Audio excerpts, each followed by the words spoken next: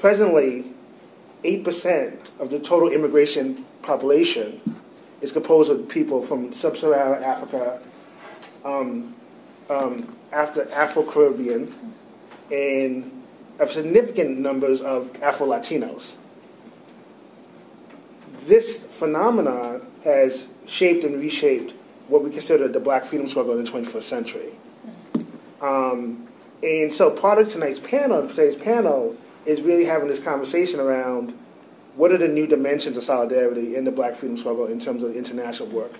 For example, in 2013, in September 2013, the Dominican Constitutional Court ruled in the case of a woman named Juliana Pierre, who was a mother who went to register her child for schooling, and because her citizenship had been taken away in 2008, based on the idea that her parents were undocumented migrants, she could not register her son for school. So now you have 3 generations of people, the migrant grandparents, the mother who was born in the Dominican Republic, and her son who was also born in the Dominican Republic, who have no access to basic rights. So she took her case to the Supreme Court, or I'm sorry, the Constitutional Court, and they ruled against her and used the ruling to apply an interpretation of the law to the situation of about 210,000 people, saying that anyone born in the Dominican Republic from 1929 until 2010 to foreign parents who were considered undocumented or irregularly documented would now lose their citizenship and would be subject to deportation unless they were able to, in some cases, they would be allowed to go through a regularization process. So that unleashed an outrage sort of internationally with groups like Amnesty International and the UN and the Inter-American Court of Human Rights saying you can't do this, you can't make 210,000 people stateless. So what this does is it leaves mothers like Juliana Pierre in a situation where they have to provide for children without access to legalized work, without protection for against violence, without with the knowledge that they may be deported at any time.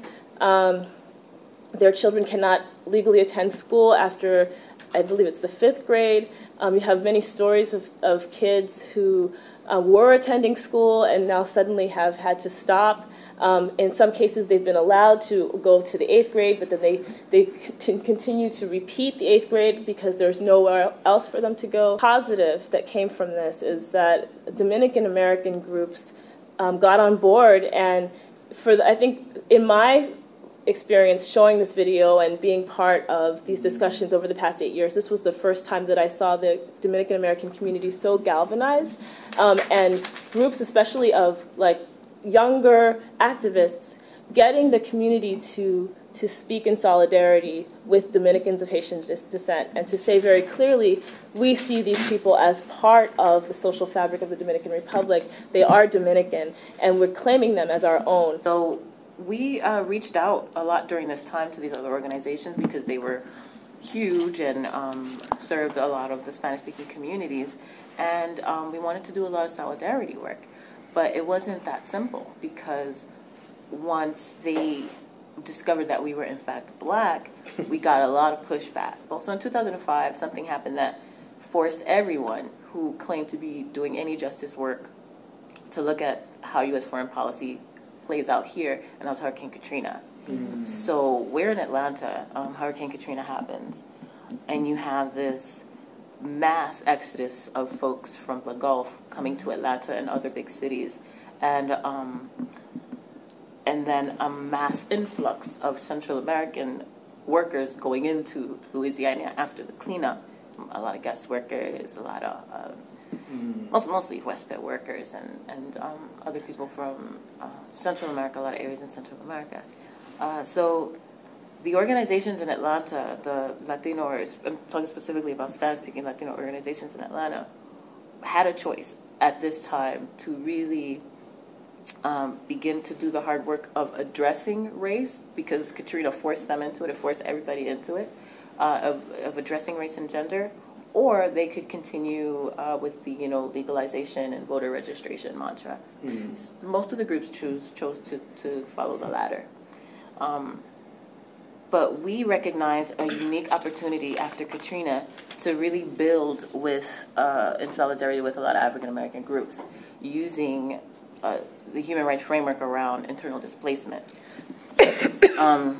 So unlike refugees, internally displaced people, like under the human rights framework, may have had to move from their homes for the same reasons, but as a refugee, whether it's armed conflict or human rights violations or political reasons. But they move from their homes within their own countries. So they are guaranteed certain rights as citizens of their countries, and they're guaranteed certain rights under international humanitarian law.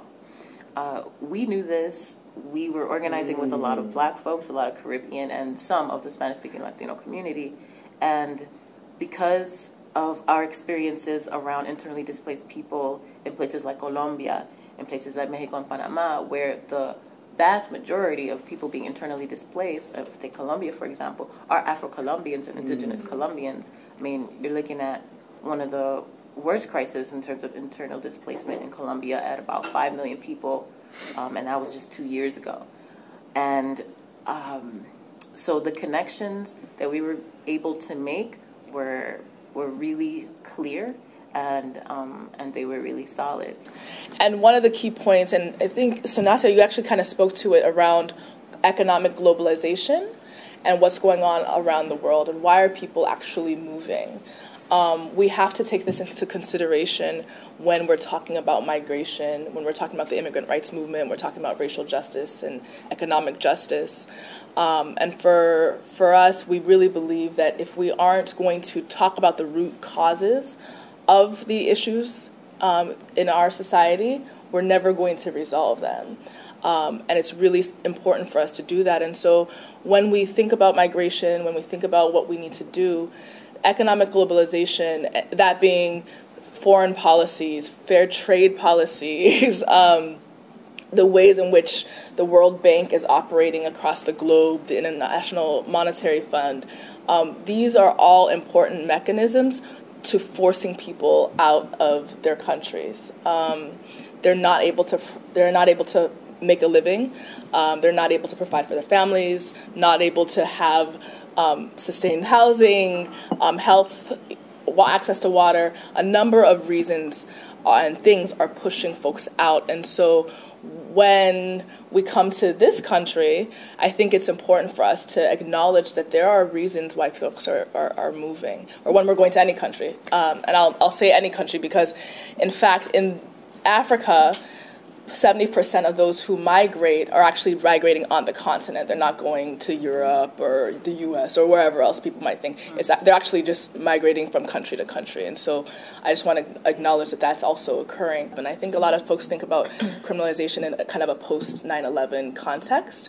But if we're even to look at, and if we were to actually pay attention to what was going on in the Black immigrant community, African, Caribbean, Afro-Latinos, we would have had enough foresight to anticipate, like, hey, if something like that pops off, they're going to expand their reach in terms of surveillance, in terms of mass detentions and raids and things like that.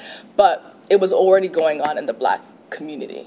However, we didn't have the types of resourcing and infrastructure for organizing in our communities that we're now seeing today. And so I just want to highlight that because I think if we are able to really foreground the lives of Black folks and Black immigrants, and we've seen this in the past, we all rise, right? We always have. It's always been the case where, even in the civil rights movement, if you're able to have Black folks in leadership understand what's going on in their lives, what's going on in terms of their economic situations, the entire society is actually uplifted.